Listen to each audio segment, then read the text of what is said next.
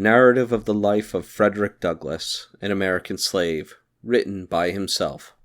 Chapter 3. Colonel Lloyd kept a large and finely cultivated garden, which afforded almost constant employment for 4 men, besides the chief gardener, Mr. McDermott.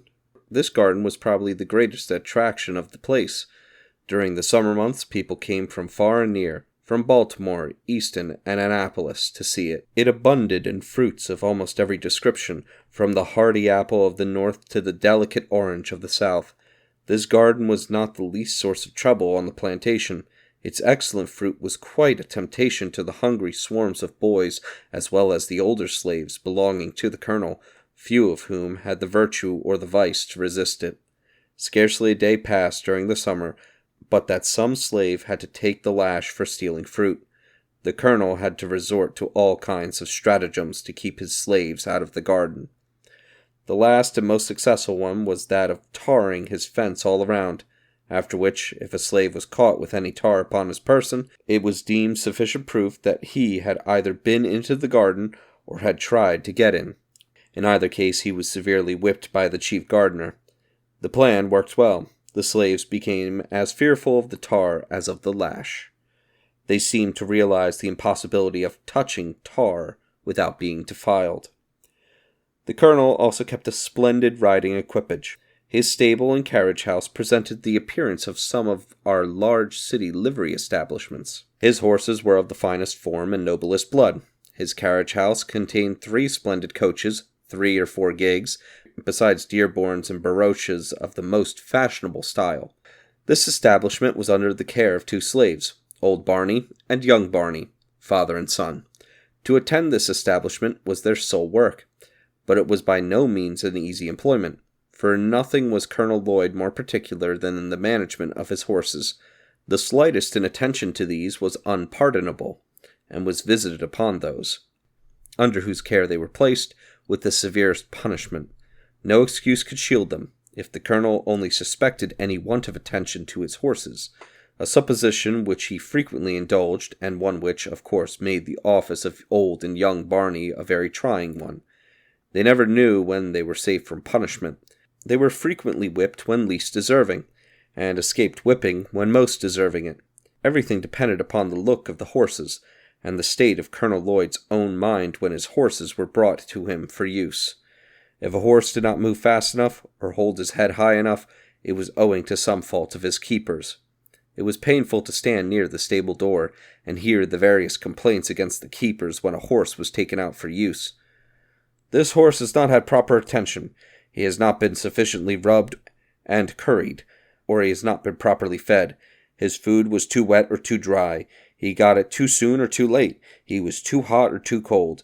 He had too much hay and not enough grain, or he had too much grain and not enough hay.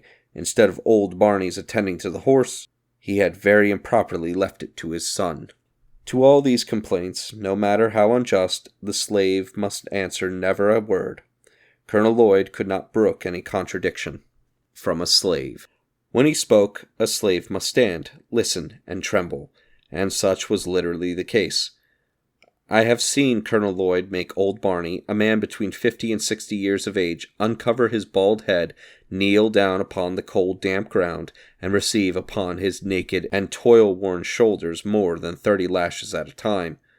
Colonel Lloyd had 3 sons, Edward, Murray, and Daniel, and 3 sons-in-law, Mr. Winder, Mr. Nicholson, and Mr. Lowndes. All these lived at the great house farm, and enjoyed the luxury of whipping the servants when they pleased, from old Barney down to William Wilkes, the coach-driver. I have seen Winder make one of the house servants stand off from him a suitable distance to be touched with the end of his whip, and at every stroke raise great ridges upon his back. To describe the wealth of Colonel Lloyd would be almost equal to describing the riches of Job. He kept from 10 to 15 house servants. He was said to own 1,000 slaves, and I think this estimate quite within the truth. Colonel Lloyd owned so many that he did not know them when he saw them, nor did all the slaves of the out-farms know him. It is reported of him that, while riding along the road one day, he met a colored man, and addressed him in the equal manner of speaking to colored people on the public highways of the South. "Well, boy, Whom do you belong to?" "To Colonel Lloyd," replied the slave. "Well, does the colonel treat you well?" "No, sir," was the ready reply. "What, does he work you too hard?" "Yes, sir." "Well, don't he give you enough to eat?" "Yes, sir, he gives me enough as such as it is." The colonel, after ascertaining where the slave belonged, rode on. The man also went on about his business, not dreaming that he had been conversing with his master.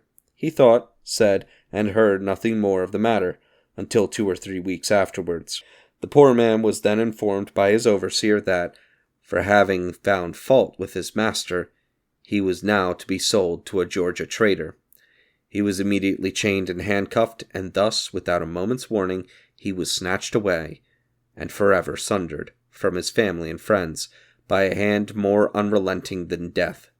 This is the penalty of telling the truth, of telling the simple truth, in answer to a series of plain questions. It is partly in consequence of such facts that slaves, when inquired of as to their condition and the character of their masters, almost universally say they are contented, and that their masters are kind. The slaveholders have been known to send in spies among their slaves, to ascertain their views and feelings in regard to their condition. The frequency of this had the effect to establish among the slaves the maxim that a still tongue makes a wise head. They suppress the truth rather than take the consequences of telling it, and in so doing prove themselves a part of the human family. If they have anything to say of their masters, it is generally in their master's favor, especially when speaking to an untried man. I have been frequently asked, when a slave, if I had a kind master, and do not remember ever to have given a negative answer, nor did I, in pursuing this course, consider myself as uttering what was absolutely false, for I always measured the kindness of my master by the standard of kindness set up among slaveholders around us. Moreover, slaves are like other people, and imbibe prejudices quite common to others. They think their own better than that of others. Many, under the influence of this prejudice, think their own masters are better than the masters of other slaves. And this, too, in some cases, when the very reverse is true. Indeed, it is not uncommon for slaves even to fall out and quarrel among themselves about the relative goodness of their masters, each contending for the superior goodness of his own over that of the others. At the very same time, they mutually execrate their masters when viewed separately. It was so on our plantation.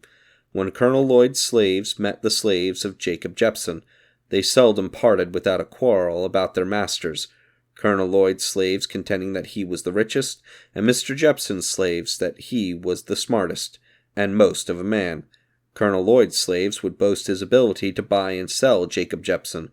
Mr. Jepson's slaves would boast his ability to whip Colonel Lloyd.